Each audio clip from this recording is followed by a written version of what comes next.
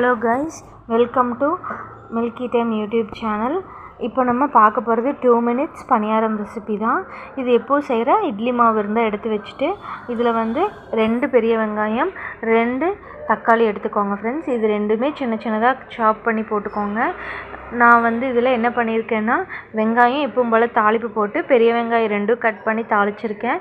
டொமேட்டோவை நல்லா மேஷ் பண்ணிக்கிறதா இருந்தால் ஓகே, இல்லைன்னா நீங்கள் மிக்சியில் போட்டு அடிச்சிட்டிங்கன்னா இன்னும் கொஞ்சம் ஃப்ளேவராக இருக்கும். இது கூட ரெண்டு மிளகாய் போட்டிருக்கேன். நீங்கள் வேணால் மிளகாத்தூள் ஆட் பண்ணிக்கோங்க, கிட்ஸுக்கு கொடுக்குற மாதிரி இருந்தால்.